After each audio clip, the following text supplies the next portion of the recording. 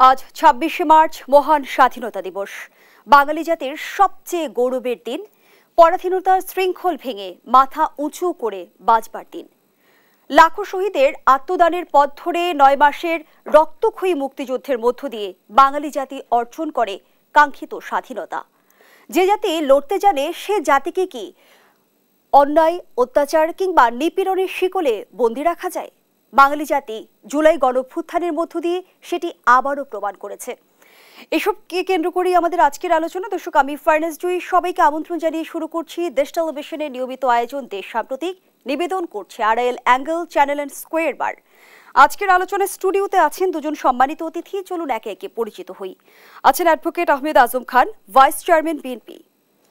সেই সঙ্গে আরও আছেন অধ্যাপক ডক্টর নুরুল আমিন ব্যাপারী, রাষ্ট্রবিজ্ঞানী ও সাবেক চেয়ারম্যান, রাষ্ট্রবিজ্ঞান বিভাগ, ঢাকা বিশ্ববিদ্যালয়। আলোচনার শুরুতে আমরা লাখো শহীদের প্রতি বিনম্র শ্রদ্ধা জানাতে চাই এবং আমরা এমন এক প্রেক্ষাপটে এবার স্বাধীনতা দিবস পালন করছি যখন আসলে ২৪শের গণঅভ্যুত্থানের ক্ষত এখনো আমাদের বয়ে বেড়াতে হচ্ছে। জনাব আহমেদ আজম খান, অনেকেই বলছে যে ৭১ ও ২৪ আলাদা কিছু নয়। আপনি এই বিষয়টিকে কিভাবে ব্যাখ্যা করবেন? ধন্যবাদ আপনাকে। আজকে মহান স্বাধীনতা ও জাতীয় দিবস। আজকের কিছু বলার আগে আমি মহান মুক্তিযুদ্ধের মহান ঘোষক, রণাঙ্গনের মুক্তিযোদ্ধা, আধুনিক বাংলাদেশের রূপকার শহীদ রাষ্ট্রপতি জিয়াউর রহমানের প্রতি এবং অসংখ্য শহীদের বিনিময়ে যে স্বাধীনতা পেয়েছি, লাখো শহীদের বিনিময়ে, অসংখ্য মা বোনের সম্ভ্রমের বিনিময়ে, তাদের সকলের প্রতি শ্রদ্ধা জানিয়ে আমি আপনাকে বলতে চাই যে ১৯৭১-এর যে স্বাধীনতা, সেই স্বাধীনতার সাথে বাংলাদেশের কোনো আন্দোলন, কোনো ঘটনা, কোনো অভ্যুত্থান, কোনো কিছুকে মেলানো যাবে না। কোনো কিছু দিয়ে এর সাথে সমান্তরাল করা যাবে না। এটা যারা করবেন আমি মনে করি তারা অন্যায় করবেন। কারণ ১৯৭১ সালে আমরা একটা জাতির নতুন জন্ম করেছি, আমরা একটা ভূখণ্ড পেয়েছি, আমরা একটা স্বাধীন সত্তা পেয়েছি, একটা মাতৃভূমি পেয়েছি, জাতিসংঘের স্বীকৃতির মধ্য দিয়ে একটা স্বাধীন দেশ পেয়েছি, স্বাধীন পরিচয় পেয়েছি। কাজেই সেই যুদ্ধের, সেই ৭১-এর মুক্তিযুদ্ধের সাথে বা সেই স্বাধীনতা, এটা আমাদের একেবারে হাজার বছরও না, আমাদের এত বড় অর্জন যার সাথে কোনো কিছুর তুলনীয় নয়। যেমন ধরুন ৯০-এর যে স্বৈরাচার বিরোধী আন্দোলনে ৯ বছরের বিএনপি যে আন্দোলনে নেতৃত্ব দিয়েছে, তখনও কিন্তু ছাত্ররা আমাদের সাথে ছিল, ডাকসু ছিল তখন, ডাকসু এবং সারা ডাকসুর নেতৃত্বে সারা বাংলাদেশের ছাত্ররা বিএনপির নেতৃত্বেই, দেশনেত্রী ম্যাডাম খালেদা জিয়ার নেতৃত্বেই সেই অভ্যুত্থানটা হয়েছিল। তাহলে কি আমরা সেই ৯০-এর স্বৈর শাসক বিরোধী অভ্যুত্থানের সাথে ৭১-এর মুক্তিযুদ্ধকে বা স্বাধীনতাকে এক করে তুলব? না, কোনোভাবেই এটা হতে পারে না। ওটা স্বাধীন দেশের একটা সরকারের স্বৈর শাসন বিরোধী শাসনের বিরুদ্ধে অভ্যুত্থান। ঠিক তেমনি এই ২৪-এও আমরা এই ফ্যাসিবাদের বিরুদ্ধে যে ১৫.৫ বছর রক্তক্ষয়ী যে আন্দোলন করেছি রাজপথে, আমাদের বিএনপির অসংখ্য নেতাকর্মী গুম হয়ে গেছে, হাজার হাজার নেতাকর্মী খুন হয়ে গেছে, ৬০ লক্ষ নেতাকর্মীর বিরুদ্ধে মামলা।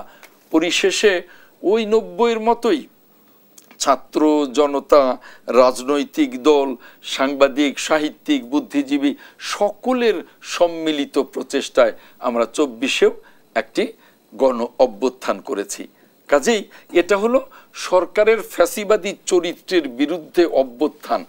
আর ওই ৭১-এরটা ছিল পুরো স্বাধীনতা যুদ্ধ, যে যুদ্ধে আমরা একটা নতুন জাতি পেয়েছি, নতুন দেশ পেয়েছি, নতুন ভূখণ্ড পেয়েছি, নতুন পরিচয় পেয়েছি।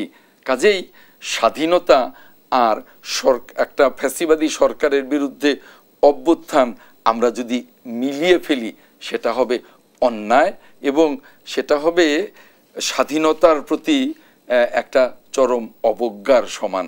আমরা স্বাধীনতার সাথে কোনো কিছুকেই মেলাতে পারি না, কারণ একটা জাতির জন্ম হয়েছিল যার সাথে, তখন একটা সরকারের বিরুদ্ধে অভ্যুত্থানে সেই জাতির জন্মের সাথে মেলানো এটা কোনোভাবেই সম্ভব নয়। তাই পরিষ্কার বলবো যে এই ভ্রান্ত ধারণা থেকে আমাদেরকে বেরিয়ে আসতে হবে, নইলে পুরো আগামী দিনের জাতিকে গণতন্ত্রের পথে এগিয়ে নিয়ে যাওয়া, জাতি একটা কল্যাণকর রাষ্ট্র প্রতিষ্ঠার দিকে এগিয়ে যাওয়া, একটা সমৃদ্ধ রাষ্ট্র প্রতিষ্ঠার পথে এগিয়ে যাওয়ার পথ কিন্তু চ্যালেঞ্জের মুখে পড়তে পারে। এই ধরনের বিভ্রান্তমূলক বক্তব্য যদি আমরা জাতির সামনে উপস্থাপন করি, জাতিকে আমরা যদি এইভাবে বিভ্রান্তের ভেতরে ফেলে দেই, সেটা কোনোভাবেই সমীচীন কোনো কাজ হবে না। আমরা যারা রাজনীতি করি, যারা নতুন এসছি, যারা পুরাতন আছি, সকলকেই অন্তত প্রত্যেকটি কথা বলতে হবে দেশপ্রেমের সাথে, প্রত্যেকটা চিন্তা করতে হবে বাংলাদেশকে নিয়ে। মনে রাখতে হবে আমরা সকলে মিলে কিন্তু বাংলাদেশ, কাজেই বাংলাদেশের অস্তিত্বে টান পড়ে এরকম কোনো কথা বা এরকম কোনো বক্তব্য বা এরকম কোনো চিন্তা বা এরকম কোনো মুভমেন্ট আমাদের অস্তিত্বে কিন্তু টান পড়বে, যেটা জনগণ কখনো মেনে নেবে না। আমি এটা স্পষ্ট আপনাকে ধন্যবাদ জানাচ্ছি জনাব হামিদ আজম খান। অধ্যাপক ডক্টর নুরুল আমিন ব্যাপারী, আমরা বিভিন্ন সময়ে দেখেছি যে ৭১ আর ২৪কে এক কাতারে আনার চেষ্টা চলেছে, গণঅভ্যুত্থান পরবর্তী সময়ের বাস্তবতা যদি আমরা তুলে ধরি, কিন্তু ৭১ তো আসলে আমাদের অস্তিত্বের প্রশ্নে, আমাদের গর্জে ওঠার দিন এবং আমাদের যদি বলি সবচেয়ে গৌরবের দিন। পরাধীনতার শৃঙ্খল ভেঙে এদিনেই কিন্তু মুক্তিকামী বাঙালি মাথা উঁচু করে দাঁড়িয়েছিল। কি বলবেন? আপনাকে অনেক ধন্যবাদ। যে প্রশ্নটি এখানে বেশি আলোচিত হচ্ছে আজকে, আপনি যে প্রশ্নটি করলেন এটি আমি জাস্ট টেলিভিশনে কিছু দেখেছি, কিন্তু আমার মনে হয় যেভাবে এখানে আলোচনা চলতেছে পক্ষ বিপক্ষ নিয়ে, এনসিপি থেকে যেটা বলা হয়েছে আমার মনে হয় এমনভাবে বলা হয়নি। যখন ২৪-এর অভ্যুত্থানের পরে অনেক কিছু আলোচনা হয়েছে, এটা বিপ্লব না ৭১কে নেগলেক্ট করবে কিনা, বিভিন্ন বিষয় নিয়ে আলোচনা হয়েছে। সেখান থেকে আমার মনে হয় ছাত্ররা সরে এসেছে। তার কারণ আজকে যে বিষয়টি আমি দেখলাম খুব সহজভাবে তারা বলছেন ৭১ সালের যে স্বাধীনতা, এটাকে তারা কিন্তু কোনো ক্রমেই তারা ২৪-এর সাথে তুলনামূলক এভাবে আলোচনা করতে চাননি। তারা বলছেন ৭১ সালের যেই স্পিরিটটার উপর ভিত্তি করে স্বাধীনতা হয়েছিল, গণতন্ত্রের উপর ভিত্তি করে, সামাজিক মর্যাদার উপর ভিত্তি করে, যেই রাষ্ট্রে আমরা বাক ব্যক্তির স্বাধীনতা পাব, অর্থাৎ এই যে স্পিরিট যার উপর ভিত্তি করে পাকিস্তান থেকে স্বাধীনতা লাভ করলো ১৯৭১ সালে, সেটা কি প্রকৃতপক্ষে ১৫টি অথবা ১৬টি বছর যাবৎ আওয়ামী লীগ সরকারের হাতে রক্ষিত ছিল? অবশ্যই রক্ষিত ছিল না। অর্থাৎ এখানে বাক ব্যক্তির স্বাধীনতা ছিল না। বিশেষ করে বিএনপির উপরে যত অত্যাচার করেছে, খুন করেছে, তাদের জেলে নিয়েছে নেতাদের, এবং কি সাধারণ মানুষকেও যেভাবে একটি মিছিল করলে পাখির মতো গুলি করেছে, এটি সভ্য দেশে, একটি গণতান্ত্রিক দেশে ছিল না। অর্থাৎ এরই পরিপ্রেক্ষিতেই কিন্তু ২৪-এর অভ্যুত্থানটা হয়েছে, যেটা অনেকে বিপ্লব বলে। প্রথমে আমি কিন্তু শুরু করছি, it's not a revolution at all, এটা বিপ্লব না, এটা হচ্ছে অভ্যুত্থান, আপরাইজিং। তা যাই হোক, সেই ক্ষেত্রে আমি বলতে চাচ্ছি রাষ্ট্রবিজ্ঞানের একজন ছাত্র হিসাবে ২৪ আর ৭১ এক হতে পারে না। তবে ছাত্ররা যে প্রশ্নটি আজকে আনছে সেটি কিন্তু একত্রিত করে ফেলতেছে ওই সেন্সে, নেগেটিভ সেন্সে না, পজিটিভ সেন্সে, যে স্পিরিটটা নষ্ট করতেছিল আওয়ামী লীগ সরকার, পতিত সরকার, সেটাকে আমরা পুনরুদ্ধার করার জন্য, অর্থাৎ ৭১কে গৌরবান্বিত করার জন্য, গ্লোরিফাই করার জন্য কিন্তু তারা এই ধরনের কথা বলছে। আমি যেটা শুনেছি দুপক্ষের এই কথাটা, তো আমার মনে হয় এটাকে নিয়ে কিন্তু এখন দুটো ক্যাম্পে বিভক্ত হয়ে যাওয়া উচিত হবে না। তার কারণ ছাত্র জনতা যে বিপ্লবটি করেছে এটি প্রকৃতপক্ষে বিএনপিরও বিশেষ একটা ভূমিকা ছিল। বিএনপির যে নেতা অ্যাক্টিং চেয়ারম্যান তারেক রহমান সাহেব কিন্তু অনেক আগে থেকেই এই আন্দোলনের সাথে একত্রিত ছিলেন। লন্ডন বসে তিনি ছাত্রদের সাথে যোগাযোগ রক্ষা করেছেন এবং শেখ দিন 5ই আগস্ট প্রচুর পরিমাণ বিএনপির কর্মীরা নেমেছিল। সুতরাং এই ক্যাম্পে বিভক্ত হয়ে গেলে হবে কি, আমার দেশে গণতন্ত্র হচট খাবে এবং বাক ব্যক্তি স্বাধীনতা তাড়াতাড়ি ফিরে আসবে না। ওই যে পতিত সরকার এবং তাদের যারা পিছনে বসে সমর্থন জুগিয়েছিল তাদেরই স্বার্থটা বেশি রক্ষা হবে। এই জন্য আমার মনে হয় দুপক্ষেই পরিষ্কারভাবে বলে দেওয়া উচিত। তাহলে হয় বক্তব্য পরিষ্কারভাবে বললে হবে কি, মিসআন্ডারস্ট্যান্ডিংয়ে সুযোগ থাকবে না। ছাত্র জনতার গণ অভ্যুত্থান এমনটি কিন্তু আমরা প্রথম থেকে শুনে এসেছি 24শে গণ অভ্যুত্থানের পর। তারপরেও কেন আমরা এখন দেখছি যে কৃতিত্বের এক ধরনের লড়াই চলছে? এটি আমি মনে করব, শোনেন এটা সত্যি কথা যেটা কিছুক্ষণ আগে আমি বললাম, এটি কিন্তু বিশাল এক রোগ হচ্ছে বিএনপির। হ্যাঁ, আমি যতটুকু জানি, আমি তো বিএনপির সাথে আমরা জড়িত ছিলাম। আপনি মনে করেন আন্দোলন, বিএনপির কন্ট্রিবিউশন, আপনি মনে করেন বিএনপি হচ্ছে বড় একটি দল, শক্তিশালী দল। সমস্ত অত্যাচার অনাচারটা করেছে বিএনপির উপরে পতিত সরকার। কিন্তু প্রশ্ন হচ্ছে কি, ওই যে একটা রাজনীতিতে কথা আছে যে end justify the means but not means justify the ends. আধুনিক রাষ্ট্রবিজ্ঞানী ম্যাকিয়াভেলি এটা বলছেন। অর্থাৎ লাস্টের কার নেতৃত্ব হয়ে গেল? ছাত্রদের নেতৃত্বে। এটা হওয়া উচিত ছিল, করা উচিত ছিল, আকাঙ্ক্ষা ছিল জাতির বিএনপির মাধ্যমে হবে। কিন্তু ক্যাশ করলো কে? ছাত্র জনতা। ছাত্রদের আন্দোলনের ফলে বিএনপিও ছিল, এটার সাথে জামাত ইসলামও ছিল। কিন্তু দেখা যাচ্ছে কে নিয়েছে, কার হাতে কন্ট্রিবিউশনটা দেখা গেল ছাত্রদের হাতে এসেছে। আর আমরা রাষ্ট্রবিজ্ঞানের ছাত্র হিসেবে বলি, একটি ন্যাশনাল লেভেলের বিপ্লব অথবা আন্দোলন কখনো ছাত্রদের নেতৃত্ব হয় না, কারণ ছাত্রদের একটা লিমিটেশন আছে। এই আন্দোলনগুলি হতে হবে ন্যাশনাল লেভেলে আন্দোলন, ন্যাশনাল পলিটিক্যাল পার্টি। সেখানে বিএনপির কিছু মনে হয় অসুবিধা ছিল, হয়তোবা তারা মনে করছে আমরা যদি এগিয়ে আসি সাধারণ জনতা মনে করবে পলিটিক্যাল পার্টির নেতৃত্বে এসেছে, যার জন্য বিএনপি কিন্তু সমস্ত এফোর্টটা দিয়েছে ছাত্রদের আন্দোলনের পিছনে, কিন্তু ক্যাশটা করেছে আন্দোলনের ফসলটা ধরে ফেলেছে ছাত্র জনতা। এটা তো আমরা ডিনাই করতে পারবো না। তা ফলশ্রুতিতে আবারও একটা কথা আমি বলি, 90-এর গণ অভ্যুত্থানে আমি ঢাকা বিশ্ববিদ্যালয় শিক্ষক সমিতি সম্পাদক হিসেবে কাজ করেছি। ইয়াজউদ্দিন সাহেব স্যার ছিলেন প্রেসিডেন্ট। কিন্তু 90-এর থেকে কিন্তু এই আন্দোলন আরও ব্যাপক আন্দোলন, এটা স্বীকার করতে হবে। এত উইমেন পার্টিসিপেশন পৃথিবীর ইতিহাসে কোনো আন্দোলনে আসেনি, এত মানুষ আসেনি। তার মা তার 3 মাসের সন্তান নিয়ে শহীদ মিনারে এসেছে। কি জন্য বলছে? এই আমার সন্তান একদিন বলবে আমি এই আন্দোলনে পার্টিসিপেট করেছি। আপনি দেখেন প্রতিটি লাখ লাখ লোক 5 তারিখে যখন ঘটনা ঘটলো, আপনি যেখানে দেখবেন রাস্তায় শুধু মানুষ আর মানুষ। কি করেছিল? ওই অত্যাচার অনাচারের বিরুদ্ধে প্রতিবাদের জন্য নেমেছে। 69-এর গণ অভ্যুত্থান দিয়ে যেটি ড্রেস রিহার্সাল ছিল বিপ্লবের, তারই ফলে কিন্তু 71 সাল এসেছে। কিন্তু আমি দেখব এই আন্দোলনটির ফলে একটি নতুন কিছু আসা উচিত, অর্থাৎ গণতান্ত্রিক সমাজ ব্যবস্থাটা যেন বাংলাদেশে প্রতিষ্ঠিত হয়। এই দিকে আমার মনে হয় সমস্ত দলমত নির্বিশেষে কাজ করা উচিত। কোন দলগুলো একত্রিত হওয়া উচিত?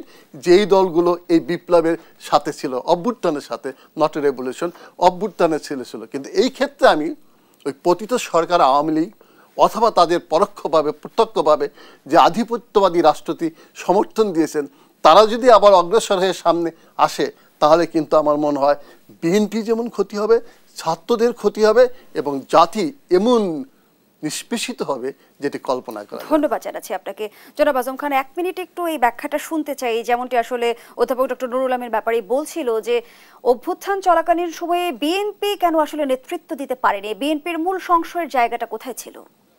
দেখুন, ডক্টর নুরুল আমিন ব্যাপারী যে আলোচনাটা করেছেন, আমি সেটাকে চমৎকার বলবো, একটাকে চমৎকার আলোচনা বলবো।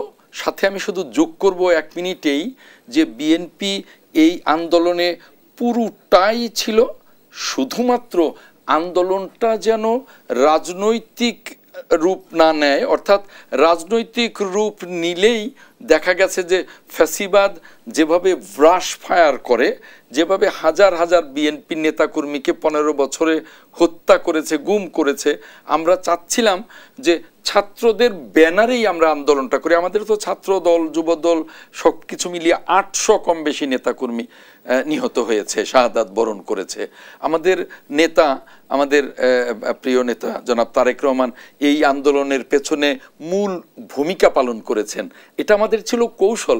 90-তে কি ছাত্ররা ছিল না? ডাকসুর নেতৃত্বে সারা বাংলাদেশের ছাত্ররা ছিল। কৌশলের পাশাপাশি কোনো আশঙ্কাও কি ছিল যে রাজনৈতিক দলের ডাকে সাধারণ মানুষ রাস্তায় নাও নামতে পারে, যেভাবে আসলে ছাত্রের ডাকে সাধারণ মানুষ রাস্তায় নেমেছিল? না, এখানে কিছু বিষয় থাকে। এক এক অভ্যুত্থানে বা এক এক আন্দোলনে এক এক রকমের কৌশল নিতেই হয়।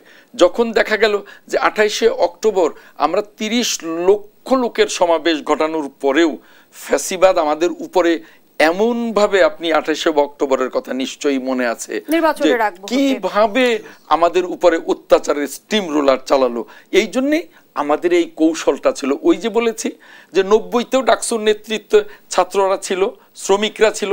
এবারেও কিন্তু বৈষম্য বিরোধী ছাত্র আন্দোলনের পেছনে মূল নায়কই ছিলেন আমাদের প্রিয় নেতা তারেক রহমান সাহেব, এবং সেখানে শাহাদাত বরণ করেছে উল্লেখযোগ্য বিএনপির নেতাকর্মীরা প্রায় কম বেশি 800।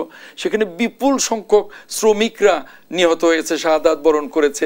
কিন্তু আপনি যে কথাটা মূল বলতে চাই যে 52 সাল থেকে 1952 থেকে 24 এই দীর্ঘ পথ পরিক্রমায় যতবার অভ্যুত্থান হয়েছে, আন্দোলন হয়েছে, ছাত্র ছাড়া, শ্রমিক ছাড়া, রাজনৈতিক দল ছাড়া সফল হয়নি। কিন্তু কোনোবার কিন্তু ছাত্ররা ক্ষমতায় যায়নি। এবার ছাত্ররা ক্ষমতায় যায়নি, ছাত্ররা যার যার শিক্ষাঙ্গনে ফেরত গেছে। কিছু সমন্বয়কেরা ক্ষমতা নিয়েছে এবং তারা রাজনৈতিক দল গঠন করে ক্ষমতাসীন রাজনৈতিক দলের মতোই তারা আচরণ করছে, যেটা কাঙ্ক্ষিত নয়। আমি বলবো যেটা ডক্টর ব্যাপারী বলেছেন, রাজনৈতিক দলের মতো আচরণ কেমন আচরণ করছে সে আলোচনায় ফিরতে চাই বিরতির পর। দর্শকদের সাম্প্রতিকের এই পর্যায়ে একটা বিরতি দিচ্ছি, সাথেই থাকুন।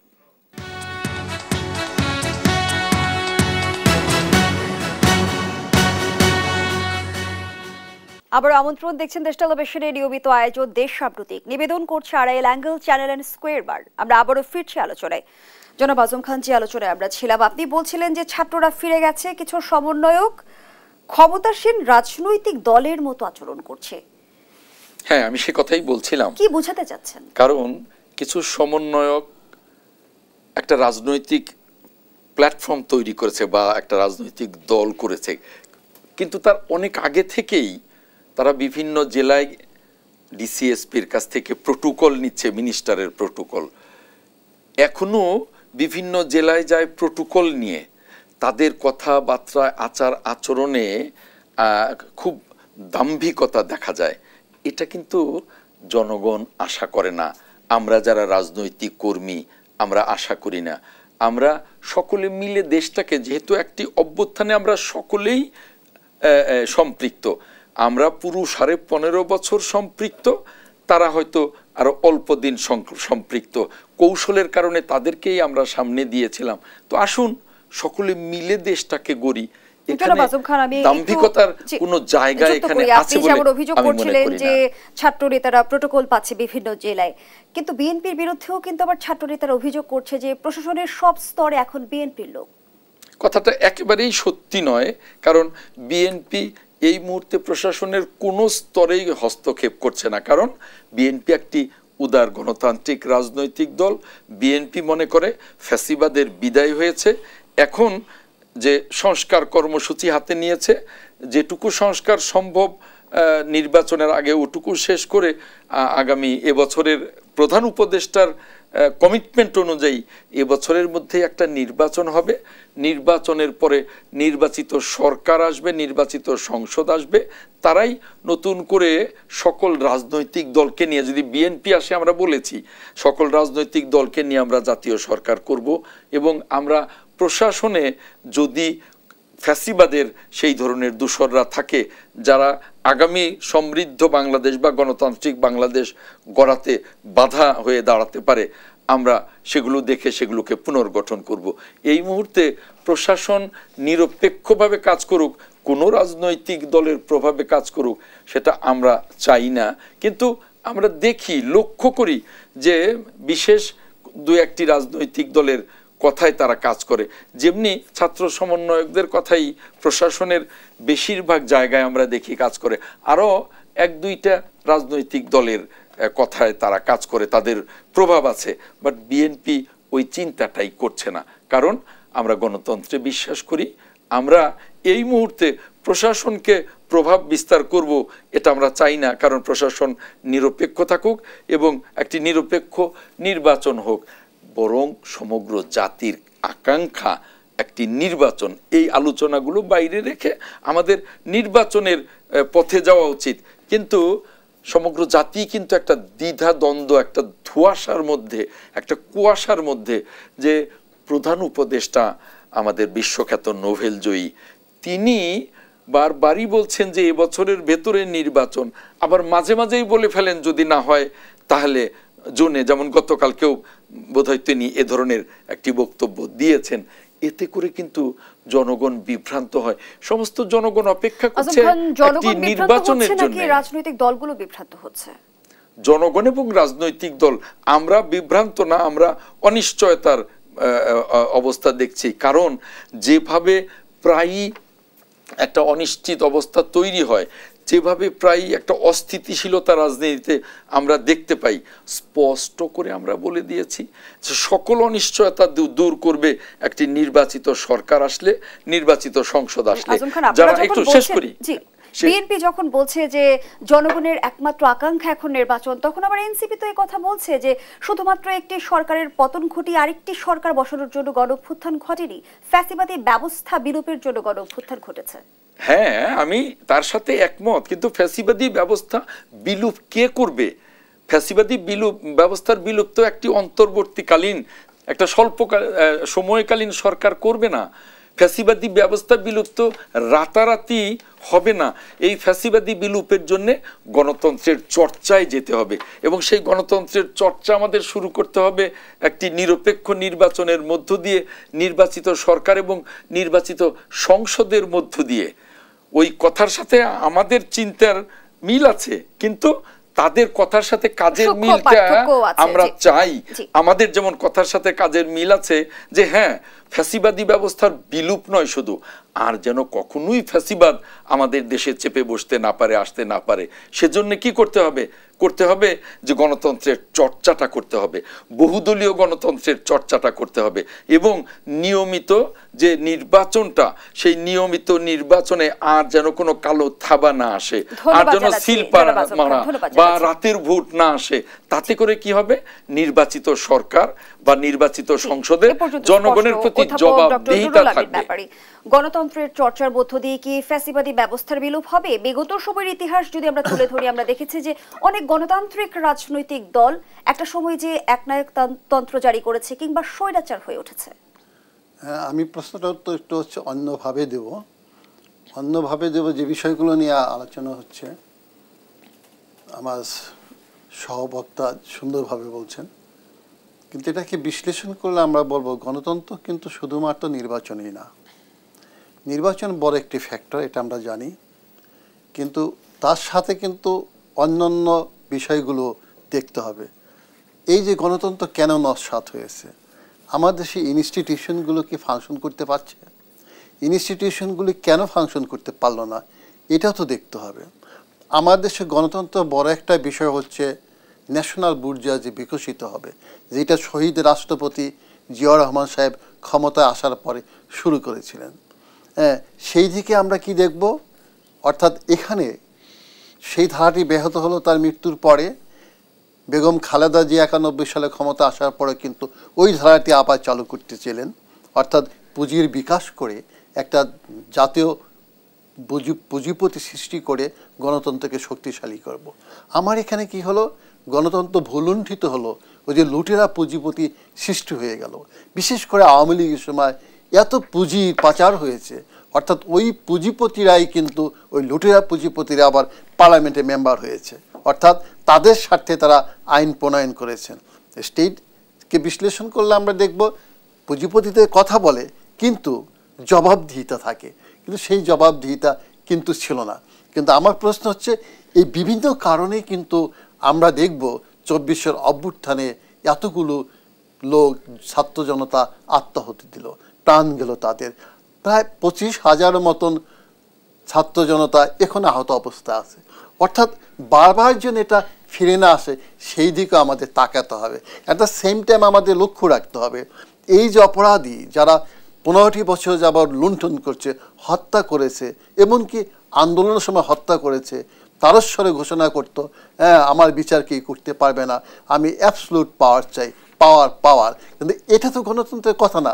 অর্থাৎ এই গণতন্ত্র ফিরিয়ে আনতে হলে আমার ইনস্টিটিউশন দাঁড় করাতে হবে, জবাবদিহিতা দিতে হবে, শাসন না।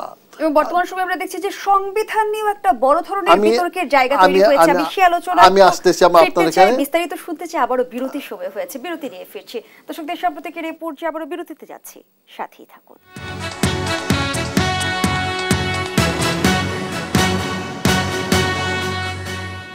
ফিরে এলাম, দেখছেন দেশ সাম্প্রতিক। আমরা আবারও ফিরছি আলোচনায়। অধ্যাপক ডক্টর নুরুল আমিন ব্যাপারী যে আলোচনায় আমরা ছিলাম, সংবিধান ইস্যুতে আমরা দেখছি যে রাজনৈতিক দলগুলো ভিন্ন ভিন্ন মেরুতে অবস্থান করছে।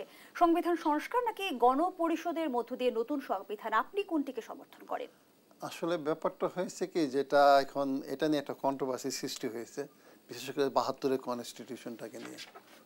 এবং 72-এর কনস্টিটিউশনটা প্রকৃতপক্ষে যেটা আমরা রাষ্ট্রবিজ্ঞানের ছাত্র হিসাবে পড়াই, এটা প্রকৃতপক্ষে Indian model of parliamentary form of government হিসাবে, one party dominated parliamentary form of government হিসাবে আখ্যায়িত করা হয়। এবং শেখ সাহেব অমনিভাবে এটাকে পরিচালিত করতেছিলেন। এবং আমরা দেখব পরবর্তী পর্যায়ে তো টিকলো না, না টেকার পরে বাকশালী প্রতিষ্ঠিত হলো। এবং অনেকগুলো বিষয় আমরা দেখব, আপনার আর্টিকেল দেখব যেটা প্রকৃতপক্ষে সুস্থ গণতন্ত্র প্রতিষ্ঠার পক্ষে বিরূপ, হ্যাঁ বিপক্ষে স্বরূপ, পরিপন্থী হিসাবে কাজ করে। যাই হোক, সেটা দুটোভাবে করা যায়। একটা হলো গিয়ে তারা যদি ছাত্ররা করতে চেয়েছিল তাহলে উচিত ছিল ওই 5ই আগস্ট, যেটা আমি বিভিন্ন জায়গায় বলছি, 5ই আগস্ট তারা একটা বিপ্লবী জাতীয় সরকার গঠন করে পুরো কনস্টিটিউশনকে পাত্তাই দিত না। অর্থাৎ শহীদ সাঈদের পিতাকে এনে অথবা মুগ্ধর আম্মাকে এনে ওই শহীদ মিনারে যদি শপথ করাতো, তাহলে কিন্তু এই কনস্টিটিউশনের দিকে যাওয়া হতো না। এখন প্রশ্ন হচ্ছে, যেই দিকে ধাবিত হচ্ছে, কিছু কিছু কনস্টিটিউশনকে মানছে, কিছু কিছু কনস্টিটিউশনকে মানতেছে না, এই একটি অবস্থার সৃষ্টি হয়েছে। এখন কিন্তু ওই দিকে যাওয়া খুব কঠিন হয়ে যাবে। তবে আমার মনে হয় এটা সমস্যা সমাধানের জন্য ওই যে 24-এর অভ্যুত্থানে যে সমস্ত পলিটিক্যাল পার্টিগুলো, যেই সমস্ত শক্তিগুলো একত্রিত কাজ করেছে পতিত সরকারকে হটানোর জন্য, তাদের সাথে আলাপ আলোচনার মাধ্যমে সমস্যাটাকে সমাধান করা উচিত। আমার মনে হয় সেখানে বিএনপিরও অগ্রসর হওয়া উচিত, এনসিপিরও অগ্রসর হওয়া উচিত, অন্যান্য পার্টিগুলো এইভাবে আলোচনা করা উচিত। প্রকৃতপক্ষে কনস্টিটিউশনটা হচ্ছে, constitution is the autobiography of power relationship in a society. শাসনতন্ত্র হচ্ছে একটি সমাজের ক্ষমতা সম্পর্কিত আত্মজীবনী। ওই সমাজে ওই কনস্টিটিউশনটাই বেশি আধিপত্য বিস্তার করে যেই শ্রেণীটা প্রবল শক্তিশালী থাকে। সহজভাবে যদি আমি আপনাকে উদাহরণ দিই, মার্কিন যুক্তরাষ্ট্রের কনস্টিটিউশন একরকম হবে, গ্রেট ব্রিটেনেরটা কাছাকাছি হলো আনরিটেন কনস্টিটিউশন, অনেকাংশে কিছু রিটেন আছে, বিল of rights, petition of rights, এগুলি লিখিত আছে। প্রশ্নটা ওইখানে বুর্জোয়া ইন্টারেস্টটা দেখেছে, ধনিক শ্রেণী ইন্টারেস্টটা কনস্টিটিউশন দেখেছে। আবার চায়নার কনস্টিটিউশন মাওসেতুংয়ের সময় দেখবেন শ্রমিকদের ইন্টারেস্ট, আবার লেনিনের কনস্টিটিউশন দেখবেন শ্রমিকদের। অর্থাৎ কনস্টিটিউশনটা ওই সোসাইটির রিফ্লেকশন হয়। সেই ক্ষেত্রে আমি বলবো, ঠিক আছে, আপনি সময় যেহেতু দিতে পারবেন না। জনাব আজম খান, জামায়াতের সেক্রেটারি জেনারেল মিয়া গোলাম পরওয়ার বলেছেন যে ৭১-এর মীমাংসিত বিষয় সামনে এনে জামায়াতকে বিতর্কিত করার চেষ্টা করা হয়। ৫৪ বছর পরে এসে যারা বক্তৃতা শেষে বলেন ৭১-কে ভুলে যাবেন না, তারা যখন দেশ শাসন করেছেন ১২ থেকে ১৩ জন স্বাধীনতা বিরোধীদের মন্ত্রী এমপি বানানো হয়েছে। তিনি আরও বলেন যে জামায়াত কার্ড খেললে শেখ হাসিনার মতো নির্মমভাবে বিদায় নিতে হবে। বিএনপি কি জামায়াত কার্ড খেলছে? দেখুন, তার আগেই আমি একটু আবারও ডক্টর ব্যাপারীর একটা বিষয় নিয়ে আলোচনা করতে চাই। উনি আবারও বলবো চমৎকার আলোচনা করেছেন। গণতন্ত্র শুধু নির্বাচনী নয়, এই কথাটা উনি বলেছেন, এটা চমৎকার বলেছেন যে গণতন্ত্র শুধু নির্বাচনী নয়, কিন্তু নির্বাচনের মাধ্যমে নির্বাচিত সরকার এবং সংসদ ছাড়া সংস্কারও সম্ভব নয়। যে সংস্কার শুরু করেছিলেন শহীদ রাষ্ট্রপতি জিয়াউর রহমান, এখন যে সংস্কার ৩১ দফা উপস্থাপন করেছেন আমাদের নেতা, প্রিয় নেতা জনাব তারেক রহমান, কাজেই এই নির্বাচন ছাড়া সংস্কারও এগিয়ে নেওয়া সম্ভব নয়, সাংবিধানিক প্রতিষ্ঠানগুলোকেও শক্তিশালী করা সম্ভব নয় এবং দেশটাকেও সমৃদ্ধ করা সম্ভব নয়। কাজেই শুধু নির্বাচনী গণতন্ত্র নয়, তবে নির্বাচন গণতন্ত্রের মূল ভিত্তি, যেখানে দাঁড়িয়ে রাষ্ট্রের সকল অঙ্গ সংগঠনগুলোকে, রাষ্ট্রের সকল প্রতিষ্ঠানগুলোকে শক্তিশালী করে এগিয়ে নিয়ে যাওয়া। এখন আপনি যে কথাটা বললেন যে জামায়াতের সেক্রেটারি জেনারেল যে কথাটা বলেছেন, ১২-১৩ জন যে বিএনপির সরকারে ছিলেন, এই কথার জবাব তো উনার কাছেই চলে গেল, উনার কাছেই চলে গেল। আমরা কিন্তু সব সময়ই পুরো জাতিটাকে নিয়েই সরকার এবং দেশটা চালাবার চেষ্টা করছি। কাজেই ওনারা আজকাল যেভাবে লাগামহীন কথা বলছেন, এই লাগামহীন কথা কিন্তু দেশের জাতীয় ঐক্যকে যেমনি বিনষ্ট করবে, তেমনি আমরা ফ্যাসিবাদ বিদায়ে যে অভ্যুত্থানের মধ্য দিয়ে নতুন বাংলাদেশ এগিয়ে নিয়ে যাওয়ার চিন্তা করছি, স্বপ্ন দেখছি, চেষ্টা করছি, সেটাকেও ব্যাহত করবে। এই ধরনের লাগামহীন দীর্ঘদিনের সুসম্পর্ক, এই সম্পর্কে হঠাৎ টানাপোড়েন কেন? এই প্রশ্নের জবাবও তারাই দিতে পারবেন, কারণ লাগামহীন কথা তারাই শুরু করেছেন, তারাই বলা শুরু করেছেন এবং তারা মনে করছেন যে এখন ক্ষমতাটা, সরকারটা তাদের হাতের মুঠোয়, এরকম একটা অবস্থা তাদের আচার আচরণে মনে হচ্ছে। আমি অনুরোধ করব এই ধরনের লাগামহীন বা বলগাহীন কথা না বলে দায়িত্বশীল আচরণ করুন। সরকারটা তাদের হাতের মুঠোয় এরকমই মনে করছেন, কারণ কারণ তাদের কথাবার্তা কিন্তু খুব বলগাহীন, তাদের কথাবার্তা কিন্তু একটু বলগাহীন, কেমন একটু কর্তৃত্ববাদী। আমরা তাদের মুখে এই ধরনের কর্তৃত্ববাদী কথা শুনছি এবং নতুন রাজনৈতিক দলের নেতাদের মুখেও এই ধরনের কর্তৃত্ববাদী কথা শুনছি, যেগুলো নতুন বাংলাদেশের গণতন্ত্রের চর্চায় কিন্তু বেমানান। আমি মনে করি যে জাতীয় ঐক্য বিনষ্ট হয়, গণতন্ত্র চর্চায় আবারও নতুন কোনো কর্তৃত্ববাদের বা ফ্যাসিবাদের জন্ম হয়, সেই রকম কোনো আচরণই কারুরই করা উচিত নয়। এ ব্যাপারে শব্দ চয়নে, এ ব্যাপারে বক্তব্য বিবৃতিতে সকলকেই সচেতন হওয়া উচিত বলে আমি মনে করি। আমি মনে করি বিএনপি সেদিক থেকে অত্যন্ত সচেতনভাবেই কাজ করছে এবং সকলকে নিয়ে দেশটা গড়বার জন্যে বিএনপি চেষ্টা করছে। বিএনপির সকল পর্যায়ে আমাদের ভারপ্রাপ্ত চেয়ারম্যান, আমাদের প্রিয় নেতা তারেক রহমান থেকে শুরু করে, আমাদের মহাসচিব থেকে শুরু করে, আমাদের প্রত্যেকেই আমরা চেষ্টা করছি খুবই দায়িত্বশীলতার সাথে এই দেশটাকে এগিয়ে নিতে, আমাদের কর্মসূচি, আমাদের বক্তব্য বিবৃতি সেভাবে চালাতে। কিন্তু অত্যন্ত দুঃখের বিষয় যে দুই একটি দল, যে দলগুলোর কথা আপনি বললেন, আমি নাম উল্লেখ নাই করলাম, তাদের বক্তব্য খুব অসংলগ্ন। এটা আমরা প্রত্যাশা করি না, এটা দুঃখজনক, এটা জাতীয় প্রত্যাশা করে না এবং তারা কিন্তু নির্বাচনটাও এই বছরের মধ্যে হোক সেটা চায় না। নির্বাচন প্রশ্ন এলেই তারা কিন্তু নানান ধরনের কথা বলে নির্বাচনকে বিলম্বিত করতে চান। কেন তারা নির্বাচনকে ভয় পান এটা কিন্তু বোধগম্য নয় আমাদের। আর নির্বাচন ছাড়া দেশের স্থিতিশীলতা, অর্থনীতি, কোনো কিছুই, বিদেশি বিনিয়োগ, কোনো কিছুই কিন্তু নিশ্চিত হবে না। গণতন্ত্রের অগ্রযাত্রা ছাড়া আমরা কোনোভাবেই এই দেশটাকে কিন্তু এগিয়ে নিতে পারবো না। জনাব আজম খান, ধন্যবাদ জানাচ্ছি অধ্যাপক ডক্টর নুরুল আমিন ব্যাপারী আপনাকে। দর্শক, এখানেই শেষ করছি দেশ সাম্প্রতিকের আজকের আয়োজন। ধন্যবাদ এতক্ষণ আমাদের সাথে থাকার জন্য।